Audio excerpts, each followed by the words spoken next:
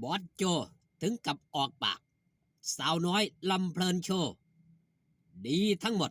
ขาดแต่บุคคลคนนี้ บุคคลคนนั้นเป็นไผนั่นก่อนอื่นขอกล่าวคำว่าสวัสดีครับผมสวัสดีพี่น้องครับป้องปายมิตรหมอแคนแฟนหมอลำยินดีต้อนรับเข้าสู่ช่องไทยสีเกตชาแนลสวัสดีไปยังแฟนคลับ FC ลาดหน่อยอุ้งอิงแฟนคลับ FC สาวหน่อยเพชรบันแพงสู้ขู่สู้คนเด้อครับเด้อมื้อนี้ครับคิวงานสาวหน่อยเพชรบันแพงไปเล่นอยู่ที่อำเภอสตึกจังหวัดบุรีรัมย์ผู้ใดอยู่ใกล้ก็อย่าลืมไปให้กำลังแรงเชียร์แรงใจลาดหน่อยอุ้งอิงพร้อมทีมงานสาวหน่อยเพชรบันแพงกันหลายๆเด้อครับเด้อหันมาเว้าฮอดจอดถึงครับมื้อนี้เป็นมื้อเลือกตั้งหลังจากที่เสร็จภารกิจเป็นที่เสร็จสับเรียบร้อยไปใส่สิทธิ์ไปใส่เสียงของเจ้าของเป็นที่เรียบร้อยหันมาเบิงคลิปทางช่องไทยสีเกตชาแนลได้เด้อครับเด้อคลิปนี้สิมาบอกฮอดจอดถึงเรื่องราวครับของบอสโจได้ออกปากหรือว่าได้หลุดปากออกมาเปิดใจว่าสันเถาะว่าสาวหน่อยเพชรสาวหน่อยลำเพิ่นโชว์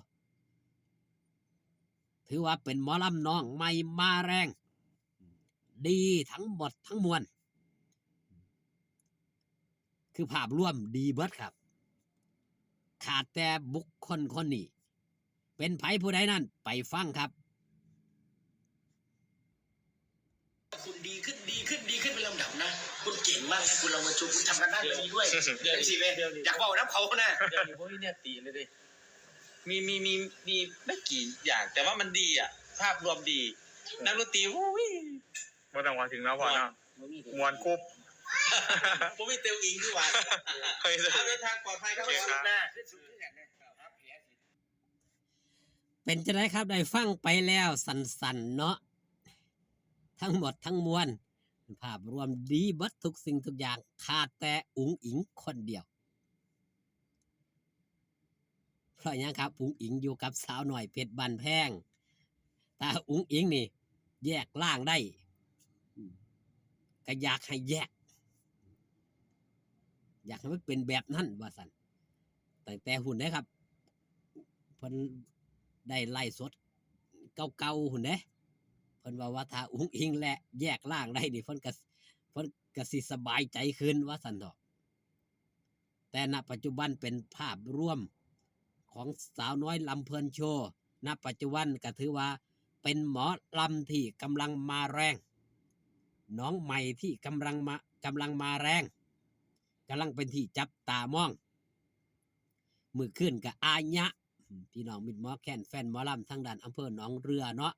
ไม่กำลังใจสาวน้อยลำเพลินโชว์ไม่หยังบอสโจต้องไปครับไปสาวน้อยลำเพลินโชว์บ่ค่อยได้มาทางกำสาวน้อยเพชรบันแพงก็เนื่องจากว่าอยู่ในช่วงโปรโมทอยู่ในช่ว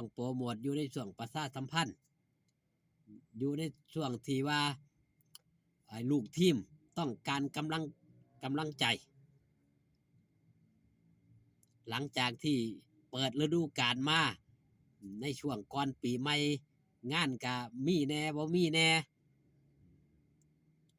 เฮ็ดให้ลูกทีมนี่ยังครับหมอลำบ่มีงานนี่ลูกทีมก็อยู่ยากเลยครับ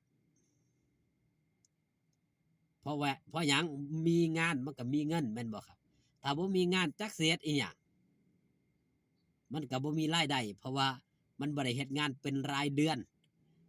เงินมันบ่ได้จ่ายเป็นรายเดือนมันจ่ายเฉพาะเวลาทำงานเฮ็ดงานจังได้เงินจังซี่นะครับนั่นคือสิ่งที่มันเกิดขึ้นกับสาวน้อยลำเพลินโชว์หลังจากปีใหม่มานี้ฟอร์มทีมครับสู่งานมาในมกรากุมภานี่เห็นบ่ครับงานเริ่มติดต่อประเดประดังกันเข้ามาแล้วถือว่าเป็นหมอลำนองใหม่ที่บ่นหน่อยนาไผเป็นหมอลำที่กำลังมาแห้งมีศิลปินมากมายมากหน้าหลายตาที่ให้มิตรหมอแคนแฟนหมอลำได้ชื่นชมการโชว์อลังการระบบแสงสีเสียงบ่ต้องห่วงครับ การทุ่มทุนของบอสโจ ทุ่มทุนลงไป อันใดบ่ดีปรับปรุงอันใดบ่ดีแก้ไข เพื่อให้มันถูกใจมิตรหมอแคนแฟนหมอลำบางคนก็สิว่า บางคนก็สิเอามาเปรียบเทียบกันกับวงใหญ่ก็มีครับบางคนเด้สาวหน่อยลำเพิ่นโชว์เป็นจังซั่นวงใหญ่เป็นจังซี่มันก็เป็นไปตามบริบทเป็นไปตามหยังครับ ตามวิธีนั่นล่ะสาวหน่อยลำเพิ่นโชว์ก็ถือว่าอยู่โตลอยลำถ้าเป็นวาวก็ติดลมบนไปแล้ว เรื่องงานเรื่องการก็บ่ต้องเว้าฮอดจอดถึง เพราะว่าคิวงานเต็ม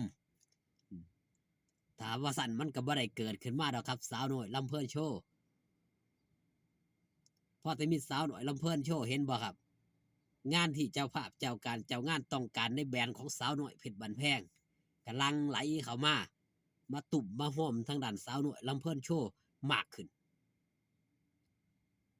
ติดต่อวงใหญ่บ่ว่างเสนอวงสองมา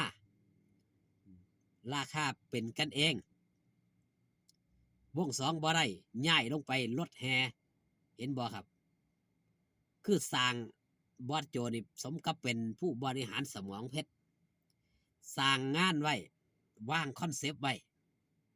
งานมันต้องได้จักมองว่าสันทอสามบอกง่ายๆเป็น3 หน่วยเนาะสาวหน่อยเป็นบันแพงสาวหน่อยลำเพิ่นโชว์และรถแห่พรีเมียมเห็นบ่ครับบางมือออกทั้ง3 หน่วยทั้งสาวหน่อยเป็นบันแพงทั้งสาวหน่อยลำเพิ่นโชว์ทั้งรถแห่พรีเมียมรถแห่พรีเมียมกับบ่แม่นว่ามือหนึ่งมีงานมือเดียวเทื่อเดียวเด้บางมือมี2 งานติดต่อกันก็มีไอ้ช่วงเช้าช่วงแรง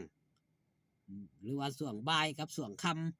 ำนั่นก็ถือว่าเป็นการวางแผนไว้เป็นอย่างดีสาวน้อยลำเพิ่นโชว์ก็ถือว่า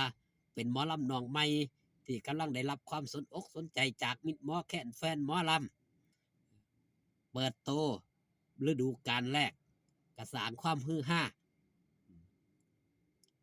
จากนางยักษ์ได้รับความสนอกสนใจว่าจ้างไปเสพไปงั้นมากหลายงานถือว่าถืออกถือใจทั้งด้านเจ้าภาพเจ้าการเจ้างานเอาสำหรับคลิปนี้ฝากตอนเรื่องเล่าเอาไว้แต่เพียงสำนีครับอยู่ดีมีแห้งพอกันคลิปหน้าสบายดีครับผม